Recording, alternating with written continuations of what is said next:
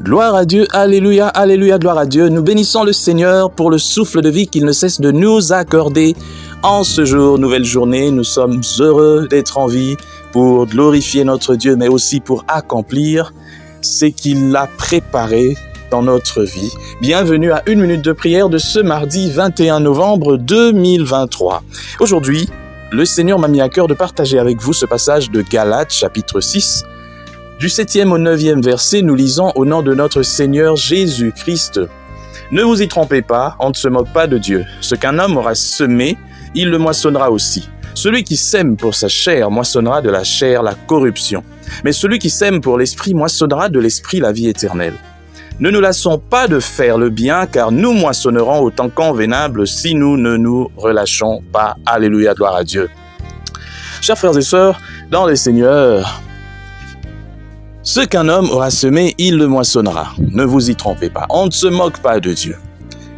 Beaucoup dans l'Église aujourd'hui, parce que je parle aujourd'hui, ce message est orienté surtout à ceux qui se font appeler déjà chrétiens, ceux qui se font appeler ou connaître comme serviteurs de Dieu.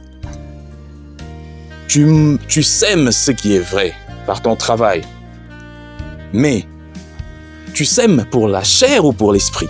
Parce qu'aujourd'hui, nous voyons beaucoup de serviteurs de Dieu, des pasteurs connus et même célèbres, mais qui sèment pour la chair, et ça se voit. Des gens qui se vantent pour le bien qu'ils ont, des gens qui se vantent pour le nombre de fidèles qu'ils peuvent attirer, les foules qu'ils peuvent amasser, qu'ils peuvent réunir pour une manifestation. Les églises, lorsqu'ils parlent, moi j'ai une grande église de 20 000, 30 000 personnes, tu sèmes pour la chair, messieurs, tu ne sèmes pas pour l'esprit. S'aimer pour l'esprit, c'est au-delà de tout ça. Autre chose qui montre que tu sèmes pour la chair. Regarde, tu es serviteur de Dieu, entre guillemets, chanteur, musicien, appelé chrétien. Mais quand tu chantes, c'est pour montrer tes voitures, c'est pour montrer ta maison, c'est pour montrer ce que Dieu a fait pour toi, entre guillemets. Mais alors, est-ce que tu penses à ceux-là qui n'ont rien, qui sont païens peut-être? Penses-tu que c'est une meilleure façon de les appeler pour dire c'est le Seigneur qui bénit? Et ces gens, lorsqu'ils viendront à Christ, et verront que venir à Christ n'est pas synonyme de devenir riche. Mensonge. Vous s'aimez pour la chair et non pour l'esprit. Ah voilà, je n'avais rien, mais voilà, maintenant j'ai tout ça. Ah voilà, je n'avais rien. Non, l'évangile ne nous dit pas ça. L'évangile ne t'a pas envoyé, toi, serviteur de Dieu, de tromper les fidèles. Parce que eux, en pensant que toi, tu es devenu comme ça, parce que tu t'es attaché à Dieu, ils vont aussi le faire, mais des années. Et puisqu'ils n'arrivent pas, ils se disent, bon, ça c'est un mensonge, il nous a menti. Tu déformes la parole de Dieu. Et on ne sait même pas d'où vient ta richesse. Et peut-être par la ruse. S'aimer par la chair, c'est aussi avoir tous ces fidèles qui sont pauvres, qui n'ont rien à manger, d'autres n'ont même pas quelque part où habiter, mais tu as une grande maison. Et même au-delà, tu as pratiquement un immeuble, mais où tu loges des gens qui te payent l'argent à la fin du mois. Tu es bailleur, papa pasteur, bailleur, mais pendant que dans ton église, tu as beaucoup de gens qui n'ont nulle part où mettre la tête. Tu sèmes pour la chair. Arrête de parler de l'esprit, tu sèmes pour la chair. Un jour, Jésus lui-même te dira, tu as sémé pour la chair. Faites attention à la façon dont vous êtes en train de bâtir. Sur quoi es-tu en train de bâtir? Tu te fais appeler serviteur de Dieu, mais tu te vantes pour les biens que tu as, pour le nombre de fidèles, pour tout ce que tu as construit. Mais tu les as construits pour qui? Ce bâtiment-là, non, les gens ont dépensé des millions de dollars pour construire un bâtiment, alors que chacun des membres que tu as dans ton église constitue l'église aussi. Des pierres vivantes que tu négliges pour bâtir des pierres qui n'ont pas de vie.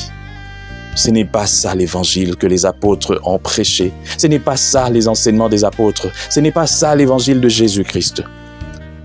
Tu veux toi-même devenir riche, qu'on parle seulement de toi. Il a des biens, ses enfants vont en Europe, ses enfants étudient aux États-Unis, payent 20 000, 30 000 et même 50 000 $ l'année. Qu'on t'entretienne pendant que toi, tu ne penses même pas aux fidèles de ton église. Et pour masquer, pour faire semblant, tu vas ouvrir, je sais pas, orphelinat, quelque chose comme ça. Et on te soutient encore même pour ces enfants. C'est malheureux. Alors que tu as de l'argent, tu pouvais prendre ces enfants aussi, les mettre chez toi. Tu veux juste masquer les choses, tu veux flasher. L'église que tu diriges a assez de biens pour aider les familles qui sont en difficulté, payer les études des enfants qui sont en difficulté, aider même ceux qui n'ont pas de loyer ou de caution pour payer leur loyer. si nous ne faisons pas ces choses, ne nous précipitons pas à aller prêcher l'évangile parce que nous ne sommes pas en train de faire les choses telles qu'elles devaient se faire. Nous ne faisons pas les choses, nous faisons les choses à moitié. Et même si la parole de Dieu dit toujours dans Galates 6 que les fidèles doivent aussi aider matériellement, financièrement, celui qui les enseigne et les encadre, mais ça ne veut pas dire que toi tu deviens un petit Dieu et que tu dois régner sur les gens, non! Tu es aussi frère, tu dois aussi aider. Lorsque les apôtres se mettaient ensemble au tout début, il n'y avait pas quelqu'un qui était là qui devenait riche, pendant que les autres devenaient pauvres. Une église où le pasteur est très riche, mais où il y a beaucoup de pauvres, est une église qui vit dans le mensonge. Une église qui est mal dirigée, qui est dirigée par la chair et non par l'esprit. Que le Seigneur nous aide à devenir des serviteurs de Dieu qui dirigent son œuvre par l'esprit et non par la chair. Que le Seigneur fasse mourir la chair. Tu veux être toi-même auprès des autorités, toi être là, mais tu ne donnes aucun conseil à cette autorité. Mais c'est juste pour que ta famille puisse s'enrichir, serviteur de Dieu. Lis un peu la vie de Samuel. Vois un peu ce que les prophètes disaient aux autorités s'ils avaient peur. C'était parce que Dieu les envoyait. On ne sait pas qui envoie qui aujourd'hui. Que Dieu bénisse sa parole, nous prions. Père éternel, Dieu Tout-Puissant, nous te bénissons car ta parole reste ta parole. Même si ceux-là qui se font appeler tes serviteurs, nous tous nous branchons, mais toi tu restes le Dieu le vrai. Et fais de ton mieux, Seigneur, pour que ceux-là qui sont dans la droiture puissent, Seigneur, tenir l'étendard de l'Église. Parce qu'aujourd'hui, il y en a beaucoup qui se revendiquent de toi, qui sont même connus comme des grands serviteurs de Dieu, mais qui se sont égarés. Et bien, qui s'égarent aussi, mais seulement, ils enseignent aussi mal le peuple de Dieu, ton peuple. Seigneur, fais monter ceux-là qui ont encore cette flamme, qui sont restés dans le vrai, qui sont restés dans la droiture. Toi-même écarte ceux-là qui se sont écartés pour que ton Église reste toujours saine et sainte au nom de Jésus-Christ. Amen. Chers frères et sœurs, dans le Seigneur, vous avez l'occasion de servir Dieu avec votre temps, avec votre intelligence, mais aussi avec vos moyens. Soutenez, restez unis dans 1 minute de prière chaque jour. Écrivez-nous, envoyez vos dons ici. Que Dieu vous bénisse.